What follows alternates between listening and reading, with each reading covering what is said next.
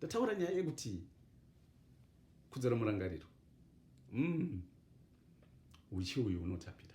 Ndada kuti muirangarire nyaya iyoyi zvikuru, muirangarire nyaya iyoyi zvikuru, kugamuchira kuti mukati meupenyu hunogona kushata zvekushata zviya, asi mukati mekushata imomo, kana tikateramira zvedu, kana tikave nemwoyo murefu, tikave nemwoyo chena, pane chimwe chinhu chakanaka chichauya chinogona kuitika, chinoita kuti upenyu humboreruka panguva iyoyo. Kana upenyu hwamboreruka panguva iyoyo, tofaraka, tohugamuchiraka sezvauri. Ndakaona inini kazhinji vanhu vanoramba kudya nechikonzero chekuti afirwa, kana kuti nechikonzero chekuti arambwa, kana nechikonzero chekuti adzingwa basa, kana nechikonzero chekuti afoira examination. Nguva yekudya inguva yekudya. Kana pasvika nguva yekuchema dambudziko, tochema dambudziko. Munzwisisi wochenjere anoti muupenyu chimwe nechimwe chine nguva yacho. Pane nguva yekuchema, pane nguva yekufara, pane nguva yekusuwa, pane nguva yekupembera, pane nguva yekudyara, pane nguva yekudzura, yekukohwa. Saka upenyu ndo zvauri. Ichi ndo chokwadi kuti upenyu ndo zvauri. Asi kana tisingagoni kugamuchira, zvichareva kuti isisu kana ukaudzwa zvinhu zvaunoti iwewe handidi kuzvigamuchira, zvichakuisa murangariro yako kuti unzwe hasha, usuwe, utsutsumwe, ukakavare, kana kuti uite tumwe tunhu twakawanda twaunozodemba kuti dai ndakaziva ndisina kudaro. Saka vana vaMwari, ndinoda kuti nyaya iyi muigare muchiirangarira. Munhu akadzinganiswa nedindingwe, achinowira mugomba raaiti ndohwanda, achiona nyoka pasi, akabata mudzi, pakabuda mbeva mbiri, nhema nechena, dzakutanga kudya mudzi. Chitsere chikauya chikakwira mumuti wakanga uri pamusoro pegomba iri, mune nyuchi dzakanga dzine mukoko wadzo imomo, chichidya uchi hwakadonhera pamurume uyu. Akananza akati uchi uyu hunonaka. Upenyu haushati nguva dzese. Paunenge hwakashata, hwakashata. Paunenge hwakanaka, hwakanaka. Ngatihugamuchirei sezvauri. Uchaona kuti zvinoreruka. Tichataura nyaya iyi, tichazoipedzisa zvodu nekufamba kwenguva. Zvinezvi ndida kuti titarise nyaya yekuti tiite kudzora murangariro, tipractice kudzora murangariro kwacho. Ndo chinhu chatakufanira kuti tiite nguva nenguva, kupractice kudzora murangariro kwacho. Kutanga nekutanga, vana vaMwari, ndoda kuti sekutaura kwandakaita paya svondo rakapera ndichiita video rechina pamusoro pekudzora murangariro, ndakati pfungwa dzedu tinofanira kuti tidzibvise pakurangarira zvakare nezvemangwana, tichiisa zvanhasi. Ipapa pane zvinhu zvatinoisa parutivi, zvatinobvisa, zvatinoregera, letting go. Tinofanira kurega kutupfunyura mukati mepfungwa dzedu misengwa iya yatakatakura. Pane zvinhu zvakawanda zvatakatakura mukati mepfungwa dzedu, zvatinofanira kunge tisina kutakura, asi nekuti tiri vanhu tenge tisingazive tinongozvitakura. Nhai mwana waMwari, ko unogarirei wakatakura zvinhu zvinokurwadza mukati mepfungwa dzako, zvaunogona kurega,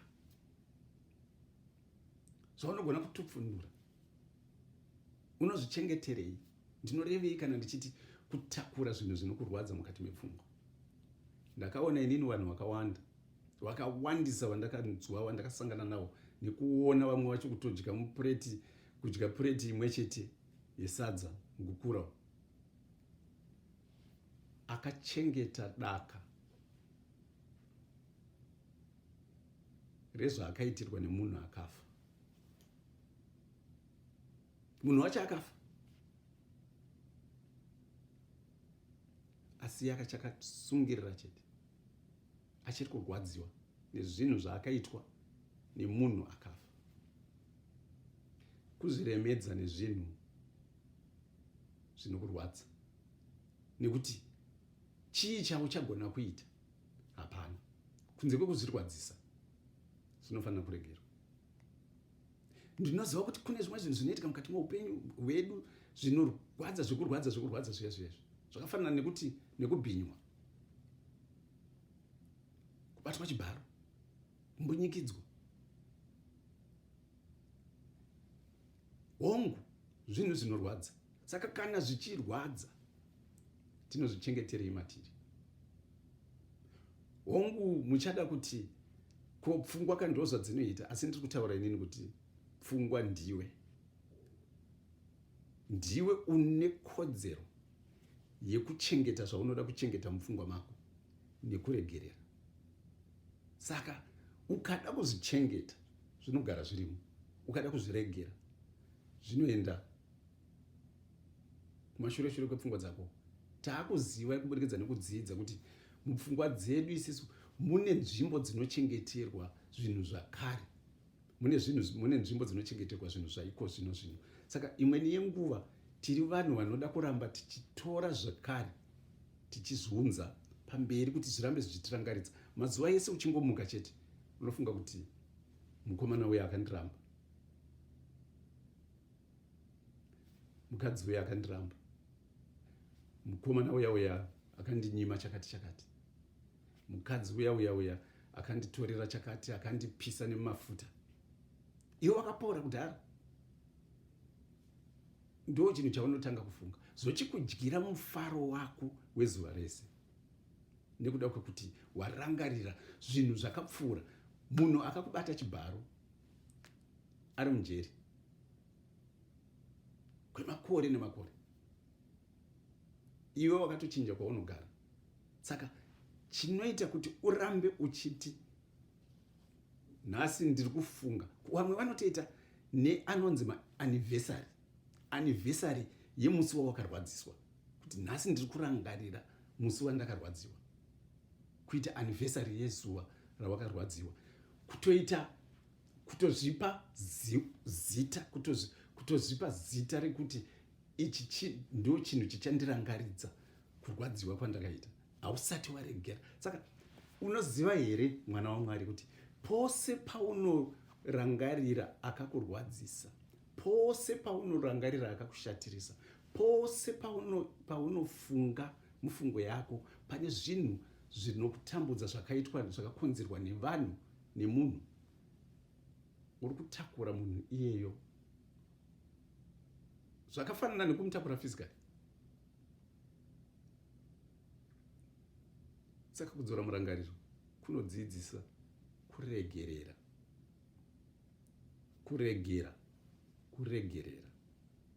Saka kana tichidzora murangariro, zvakanaka, zvakakosha kuti tiyeuke chinhu ichi, vana vaMwari, kuti zvandiri kuda kuti tidzidzise pfungwa dzedu, tinoda kudzidzisa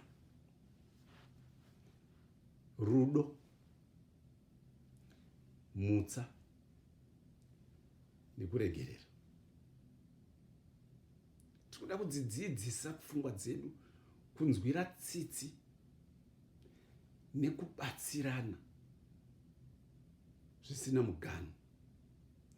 Tinoda kudzidzisa pfungwa dzedu kuva nemwoyo muchena, mwoyo une rudo, mwoyo unoda kubatsira, mwoyo unoenda zvinhambwe nezvinhambwe kunobatsira nevatisingazivi. Ndiri kurevei nechirungu zvinhu zvandiri kutaura izvi. Tinofanira kuti tidzidzise pfungwa dzedu patinenge tichidzora murangariro. Tichidzidzisa kudzora murangariro, tiri kuti isisu dzidzisaiwo Mwari pfungwa dzangu. Love, kindness, forgiveness. Dzidzisaiwo pfungwa dzangu empathy, compassion. Dzidzisaiwo pfungwa dzangu warm-heartedness. Dzidzisaiwo pfungwa dzangu kuti dzive nerusununguko nerudekaro, peace. ndozviita zvese izvi nemoyo unoda, nenyama inoda, nepfungwa dzangu dzese. Inonzi nemuchirungu altruism. Tikadaro isisi mupfungwa dzedu, regerai ndikuudzei kuti pose paunenge uri uchingomuka, usati watanga kuita chimwe chinhu, wobva wanyarara parupasa rwako, pamubhedha wako, kana kuti pasowe rako, woti Mwari, nechemwoyo usingadudze mazwi, asi ndiri kuda kukudzai mazwi. Mwari, ndiri pano, ndamuka, ndichibuda mumba muno. Chandiri kutanga kushuvira vose vari mumba muno, nevose vandichasangana navo pazuva ranhasi, kusanganisira neavo vandisiri kuzoona, nenyika yose nezvisikwa zvayo, kuti zvive nemutsa, nerudo, nekuregerera, nekunzwa tsitsi, nekuyamurana, zvakare nemwoyo muchena. Izvozvi zvizadzwawo mandiri kuti ndikwanise kuzviratidza kune vandichasangana navo mukubata basa ranhasi, nezita raJesu, amen. Regai ndikuudzei kuti kana ukapedza nguva yako, tomboti waita iwewe maminitsi 5, murangariro wako uri ipapo chete, uchaona kuti paunobuda mumba unonge wakasununguka, nepfungwa dzako dzakadzikama, nemwoyo wako wakateramira. Chero vanhu vauchasangana navo vachangokuona pamuromo pako pakazara kunyemwerera. Vaunosenza navo vachangokuona uri munhu anoshandika naye. Kana nebasa rauchange uchiita, uchariona kuti ibasa rinenge riri kuendeka. Upenyu hwako kunyange hwakazara madzudzu nematambudziko sekureva kwaJobho, asi uchahuona kuti hunogamuchirika, hunoraramika. Dzidza kudzora murangariro. Mufunge zvenyu, inenge immunization, chirongwa chekudzivirira. Zvinoitwa zviye kuti tikazvarwa tinobva tabayiwa polio, tinobva tabayiwa nhomba, tinobva tabayiwa diphtheria, tinobva tabayiwa tetanus, tinobva tabayiwa twese vana smallpox, chickenpox. Zvinezvi kwaane chero vana malaria, wane mishonga yatinobayiwa kugadzirira mwiri kuti ugone kurwisana nezvirwere izvi kana zvazouya. Vanoenda kujimu vanoziziva kuti kuenda kujimu kuenda kunosimbisa nyama kuti igadzirire, izive kuti kana takupinda munguva yakaoma, zvikanzi ngatifambei kubva pano kuenda kuLondon, ngatifambei kubva kuHarare kuenda kuBulawayo, tinofamba takasununguka, tichifara, tichisekerera, nekuda kuti miri wedu wakagadzirira. Saka zvimwe chetezo nepfungwa dzedu dzinofanira kudzidziswa kurarama munguva yakaoma tisati tasvikapo, dzogara dzakagadzirira. Izvi zvinoitwa kuburikidza nechirongwa chekudzora murangariro. Saka ndinoda kuti tiite maminitsi 5 ekudzora murangariro tobva tapedza chirongwa chedu. Zvatinofanira kuita, tsamba yepana Matthew chapter 6 inoti, Jesu anoti enda mumba yako yemukati. Saka inoda kuti kana tichiita chirongwa chekudzora murangariro, tsvaga paunonyatsove wakasununguka. Tiri kuenda kunodzidzira naika, tiri kudzidzira. Saka kana tichida kudzidzira, tinofanira kudzidzira tiri panzvimbo yakakodzera. Kana uchida kudzidzira kusimbisa miri, unoenda kujimu. Asi pane dzimwe nguva dzaunozobuda panze chaipo chaipo apa kuti umbonofamba uchiita sei, kuitira kuti pfungwa dzako nenyama yako zvizivewo kuita zvinhu zvacho, practicing outside. Saka nekuti tiri kudzidza, tinofanira kutanga kudzidzisa pfungwa dzedu tiri panzvimbo yakanyararira, nzvimbo yatinofila comfortable nemazwi echirungu. Saka unyatsotsvaga paunogara zviri comfortable. Kana wakagara pasi, ndinokurudzira kuti tsvaga cushion, nekuda kuti nguva painenge ichiwedzerwa yekudzidzira kudzora murangariro panorwadza kugara pasi. Haudi kuti pfungwa dzako dzibviswe pauri kudzidza nezvinhu zvisina basa. Kana wazonyatsodzidza, wadzidza wasvika pane rimwe danho, unogona kugara pasi papapa usina cushion, nekuda kuti wakukwanisa zvakare kutolerata discomfort sezvairi. Asi panguva ino yatiri kutanga kudzidza, ndinoti tsvaga pari comfortable pekugara. Unogona kugara pacheya, unogona kugara pasi, zviri kwauri. Wogara, haudi kugara wakabva wazendama kuti zivha kudai so pacheya kana pasi pacho. Unoti ugare wakaenda kumberi zvishoma, chipfuva chako chakanyatsovhurika kuitira kuti kufema kunge kwakasununguka. Rangarirai kuti ndakati inini, pfungwa dzedu dzinosenza nemweya watinofema. Pfungwa dzedu dzinosenza nemweya watinofema. Saka tinofanira kunge tiri kufema zvakanaka kuitira kuti pfungwa dzedu dzinyatsowana mweya wakakodzera kuti dzisenze zvakanaka. Saka kutanga nekutanga, ngatitange isisu nekuziva kuti tirimbori papi. Timbori papi. Handiti tiri kudzidzisa pfungwa dzedu kuve nemutsa netsitsi nechi. Saka tsitsi dzinotangirawo pauri iwewe, kunzwawo tsitsi pamiri wako. Saka unodawo kuti utarisewo miri wako kuti makumbo angu ari papi. Hongu tsoka dzangu ndadzinzwa, ndinadzo idzi dzakatsika pakapeti, ndiri kudzinzwa, ndatombodzifambisa, saka dziri kusenza. Ndiri kungotarisa kuti makadii zvenyu tsoka dzangu, ndinokudai zvikuru, saka ndiri kuona kuti zviripo here. Tsapfu dzangu ndiri kudzinzwa, kutarisa tsapfu dzako, mabvi, hongu ndiri kuanzwa. Zvidzva zvangu ndiri kuzvinzwa, nemagaro acho akagara pasofa apa ndiri kuanzwa, hongu. Ngatikwirei toenda kudumbu. Ndiri kurinzwa dumbu, ndinaro. Chipfuva ndiri kuchinzwa, ndinacho.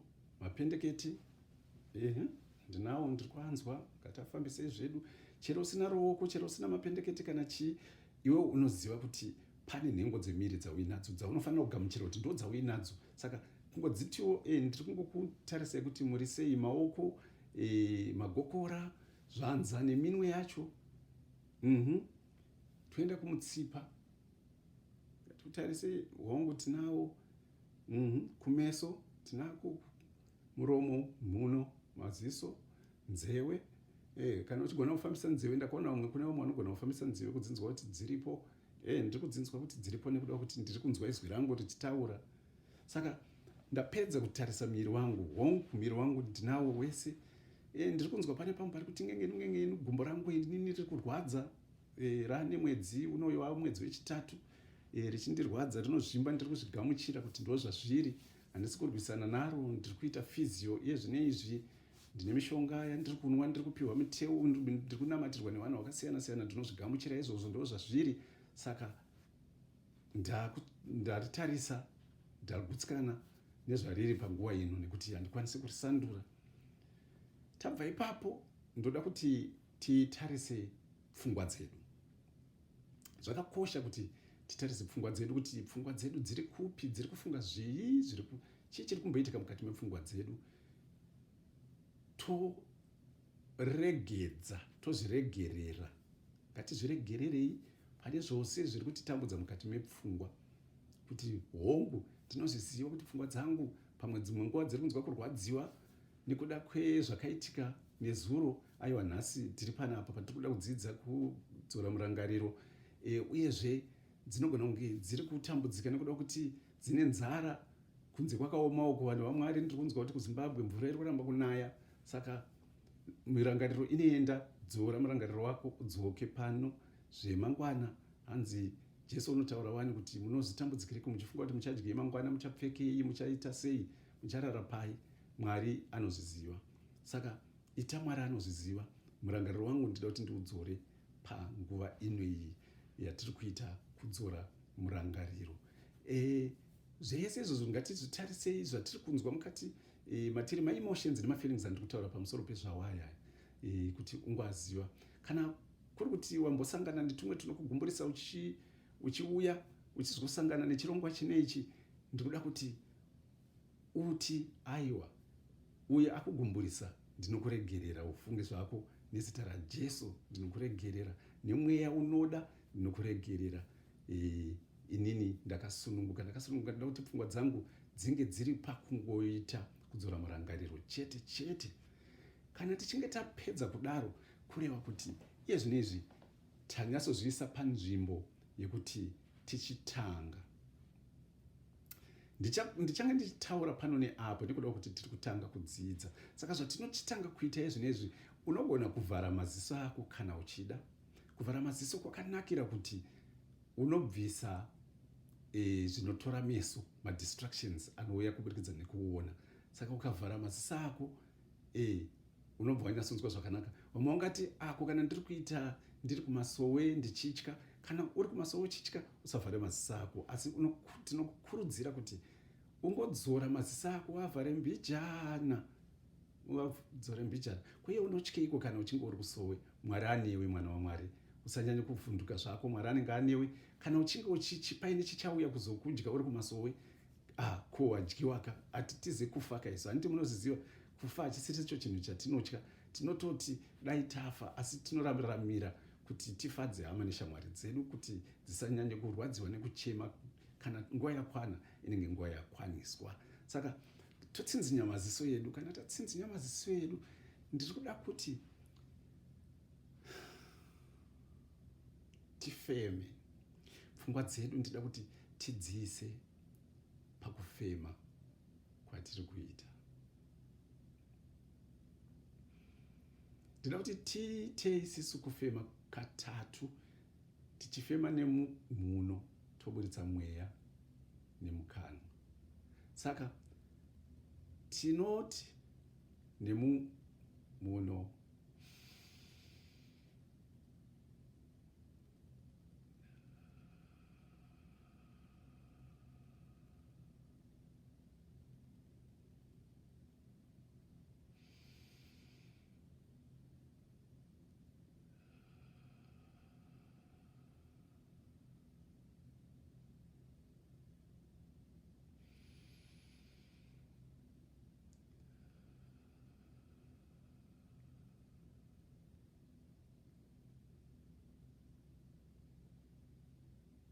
kana tadaro tochiisa maoko edu zvedu pamusoro pemabvi edu, pamusoro pezvidya, akatarisa pasi. Vamwe vanogona kuda kuabatanidza pamwe chete, sekudai izvi zvatinoita kana tichinamata, waisa pakati pemakumbo ako, zvese zviri kwauri. Wachitanga kungofema semufemero watinongoita mazuva ese, asi nyatso make sure kuti uri kunyatsofema uchitora mweya, wati mirei, wofema kunze, wofemera mukati, wati mirei, wofemera kunze.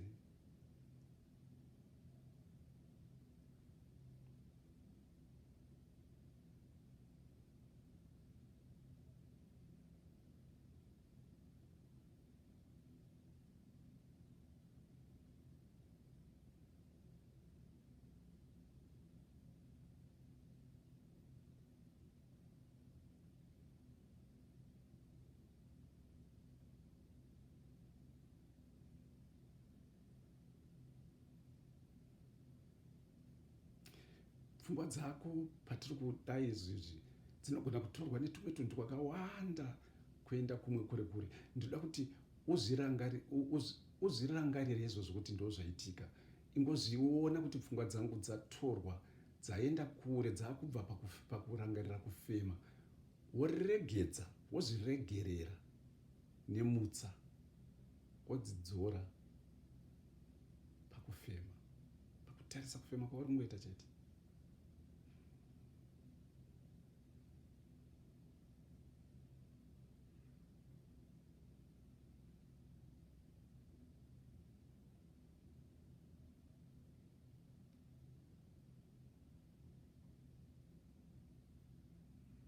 ndoziva kuti miri unoita tunhu twakawanda, dzimwe nguva kunzwa kuwawiwa pano nepapo kana kuti wakunzwa marwadzo apo. Izvozvo ingozvitarisa, usawe nechekuita nazvo, ingozviregera. Kapfungwa kekuti kwenya kwenya kwenya, ingokatarisa chete kuti ndozviri kutaura pfungwa dzako, asi udzitaurire kuti kwete, nguva ino iyi haisi yekukwenya, asi inguva yekutarisa kufema kwandiri kuita. Wodzora pfungwa dzako pakufema.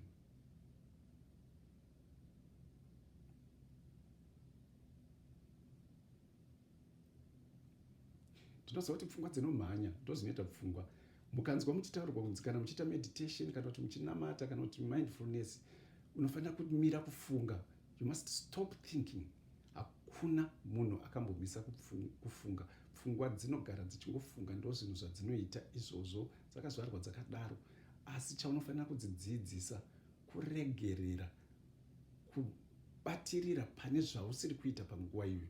Nguva ineyi tiri kutarisa mafemero atiri kuita. We are just observing our breath.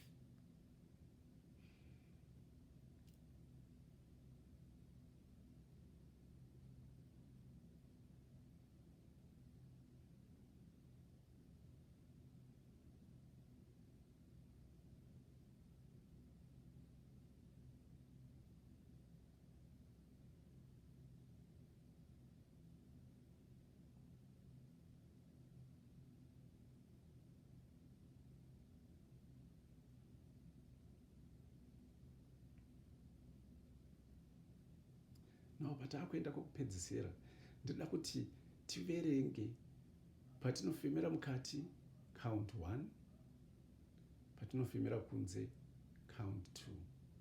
Toverenga kusvika ku10.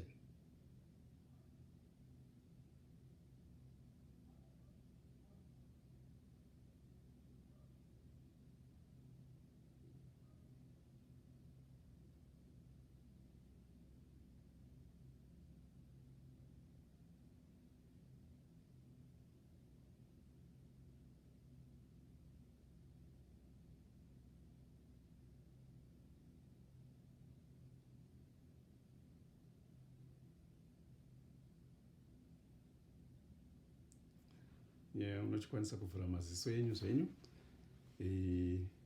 maita zvenyu maminitsi 5 akaisonaka chaizvo. Kana tapedza practice, tinokurudzirwa kuti timbotora maseconds mashoma kana 30 seconds dzekufunganya pamusoro pezvatabva kuita, reflection, kufunganya pamusoro pezvatabva kuita. Pakufunganya kwaunenge uri kuita zvawabva kuita, ndoda kuti utarise kuti pfungwa dzako dziri kuti kudii maererano nezvawaita. Ndinozviziva nekuda kuti ndekekutanga kana kuti kechipiri kauri kuita mindfulness, kauri kuita meditation, pfungwa dzako dziri kuzvitongera kuti hazvisenze, zvakaoma, ndakundikana, ndazodini, wakutanga kuzvitumidza mazita akasiyana-siyana. Regera nditaure kwauri mudikani kuti hauna kukundikana. Hausi chinhu pasina chinhu. Hazvina kukuomera ayo. Chakakosha chawaita ndechekuti wapedza 5 minutes uchiteerera instructions andange ndichikupa kuti unoita sei kudzora murangariro. Zvitende kuti wakwanisa kuzviita zvinhu izvozvo. Uchizvipawo mbiri, praise yourself, kuti wakwanisa zvakare kuteedzera zvimwe zvezvinhu zvandati uite. Hauna kutadza zvese, pane zvakuomera, asi uti pfungwa dzako, hongu zvandiomera, asi ndicharamba ndichiedza chete. Sekutaura kwamuvhangeri mangwende, tikaramba tichiedza chete nguva nenguva zvinhu zvatiri kuita, tinopedzisira tazviziva, tazvijairira, takuzvigona. Takugona kudzora murangariro. Pfungwa dzedu dzadekara, tawe nerufaro nguva dzose mukati mepfungwa dzedu. Zvinova zvinhu zvinotsvagwa nemunhu wese mukati muupenyu. Mufunge zvenyu, patinozvarwa, tinozvarwa tichifara. Tinozvarwa tichinyemwerera. Handisati ndoona mwana anozvarwa akatsama. Handisati ndoona mwana anonzi kachiri kacheche kakangotsamwa kamara kakangozvarwa kakatsama. Mwana anozvarwa achinyemwerera, pakauya vanhu achifara achinyemwerera. Asi upenyu ndio unozomutanga kumudzidzisa kugara akatsamwa, nekuda kwokuti dzimwe nguva marererwo ari kuitwa haatendedzwi kunge akasununguka, haatendedzwi kunge achiitawo zvinhu semunhu. Vanhu vanongomuita zvese. Saka izvozvo zvinhu izvozvo zvinomuita munhu pasina. Saka ndikuda kuti uzvipe, uzoomberere maoko kuti aiwa wagona zvikuru kwazvo, urambe uchiedza, urambe uchigona. Upenyu ndatini zvinhu, ukatarisa zvinhu zvawakwanisa nhasi kuita, kuti tane almost 1 hour tichitaura, wakwanisa kugara uchiteerera this program. Saka zvinhu zvakanaka. Rangarira nyaya ndakakuudza iya yebrick wall, 3 bad bricks out of 1,000. That's 997 good bricks. So if you build a wall, ukavaka mudhuri wako, woita zvidhina zvitatu chete zvavakanganisa, haungazvipe mhosva, haungazvishore, haungati mudhuri wese wakashata nekuda kwezvinhu zvitatu. Kwete, pane zvitatu chete zvakuomera, asi zvizhinji wazvigona. Saka pane zvakuomera nhasi, uchaedza mangwana kuti uzvinatsurudze. Mudhuri wako pane zvidhina zvakatsveyama zvitatu nhasi, kana wakuplasta ndo pauchawa nechokwadi chekuti uchanyatsopa plasta zvakanaka. Tirambe tichidzidzira kudzora murangariro nekuteerera paYouTube. Ndati kuchirungu mindfulness, meditation, prayer yakazara, iriko zvakuti do. Bhaibheri irimo, mukagoogla kuti Google way nditaridzawo mavhesi anotaurwa nezvemeditation, nezvemindfulness, inokupa hope, almost more than 80 mavhesi anotaura nezvemindfulness nemeditation. Saka ngatidzidzei panguva yatinenge ndisiri pachirongwa. Asi kana muchida kumirira kuti aiwa kana muvhangeri wauya pachirongwa ndo pandichadzidza, ndinokukurudzirai kuti muise notifications enyu on, kuti pandinenge ndaisa video inobva yakuudza, pandinenge ndiri live inobva yakuudza, kuTwitter, kuInstagram, kuFacebook nekuYouTube. Mwari wakuitirei zvakanaka, Mwari wakukomborerei. Ndinoda kukushuvirai kuti muwe love, kindness and forgiveness. Ndoda kushuvirai kuti muwe neempathy necompassion. Ndoda kushuvirai kuti muwe warm-hearted.